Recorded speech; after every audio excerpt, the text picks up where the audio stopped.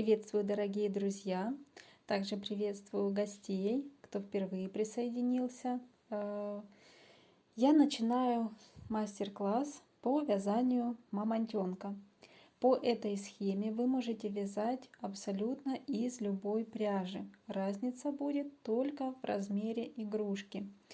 Вот я связала из плюшевой пряжи мамонтенка и из тоненькой пряжи. Вот схема абсолютно одинаковая. Разница только в том, что на плюшевом мамонтенке я еще связала нижнюю губу. Вот здесь я не делала, но в принципе, если вы захотите, можно будет сделать и на маленьком. Я покажу. Когда я проводила опрос на своем канале по поводу того, нужен ли мастер-класс, интересен ли он и из какой пряжи вы хотели бы связать мамонтенка, то подавляющее большинство, скажем так, выбрали тоненькую пряжу, вот такого мини-мамонтенка. Для меня ценно абсолютно каждое мнение, поэтому я связала специально заранее из плюшевой пряжи мамонтенка, чтобы вам показать, что выглядит он абсолютно точно так же. Вот, поэтому вы можете вязать по мастер-классу вот этому, просто использовать плюшевую пряжу. Также, если вы новичок и игрушек еще не вязали, и вообще, может быть, не вязали, я уверена, что, следуя пошаговым инструкциям, вы создадите своего мамонтенка, и у вас все обязательно получится. Итак, сейчас расскажу по материалам и инструментам. Для вязания мини-мамонтенка я использовала пряжу Этамин, Ярнард Этамин. Это 100% акрил в 30 граммах 180 метров. И для вязания тела я использовала цвет 463. Для вязания кучеряшек на тот момент у меня не было коричневой пряжи Этамин. Я не знаю, вот что это у меня за пряжа. Вот, она хлопковая и немного толще. Вот сейчас покажу вам для сравнения. То есть чуть-чуть толще. Вот. И для вязания этого мамонтенка я использовала вот эту коричневую пряжу. Но вместе с вами в мастер-классе буду использовать теперь коричневую Ярнард Этамин. Это цвет 440. Также совсем немножко для вязания вот внутренней части ушек и вот здесь пальчиков таких молочного цвета пряжа 423. Для вязания бивней и под глазками это 421 цвет Этамин. Вот здесь буквально чуть-чуточку. Это я использовала тоже Этамин 425 цвет. Ну и черный. Это для глазок. Вот здесь, чтобы их подчеркнуть, тоже буквально маленький отрезок. Это 422.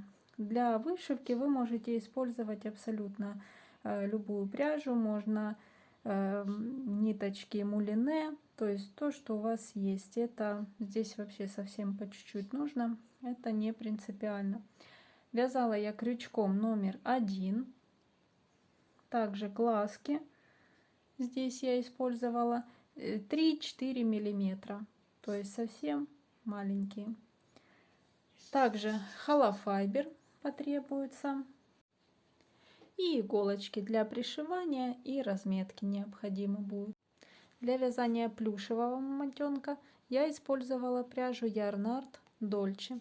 Тело я вязала из пряжи номер 771. Вот такой бежевый цвет. Кучеряшки 775. Коричневый цвет. Также для вязания внутренних частей ушек и пальчиков это молочный цвет номер 783. И также для вязания бивней я использовала ниточку Lana Gold Classic. Можно вязать тоже из плюшевой пряжи или из там Yarnart Baby. Разница будет только в размере бивней. То есть, если будете вязать из плюшевой пряжи, будет как и в маленьком мамонтенке соотношение бивней к хоботу, то есть они будут побольше. Я же вязала из ниточки Lana Gold Classic, чтобы они были небольшие. Это на ваше усмотрение, как больше нравится. Также для вышивки вокруг глазок я использовала пряжу также Yarnart Etamin. Можно использовать любую. Это цвет 421 белый и 422. Также можно использовать ниточку в тон тела для пришивания деталей.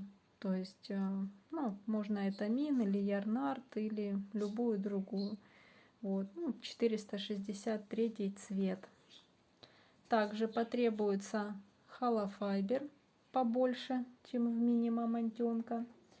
Использовала также глазки, глиттер синий, размер 20 миллиметров, плюс-минус. Можно чуть-чуть больше, если меньше, не знаю, вот можно 20-23 миллиметра использовать глазки, будет смотреться красиво. И также использовала еще маркер для вязания из плюшевой пряжи. Я пользуюсь вот такими маркерами.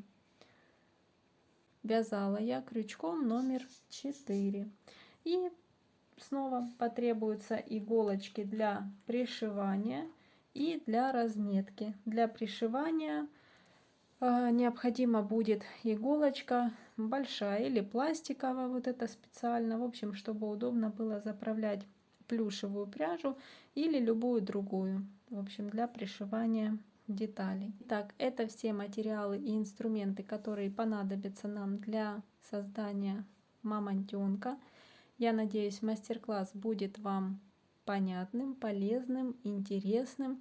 Если вдруг у вас возникают какие-то вопросы, пожалуйста, пишите в комментариях. Я стараюсь максимально быстро отвечать. В ближайшее время я постараюсь опубликовать видео уже с началом вязания мамонтенка. Я желаю всем вдохновения, желаю хорошего настроения. Пусть у вас все будет хорошо. До скорой встречи. Пока-пока.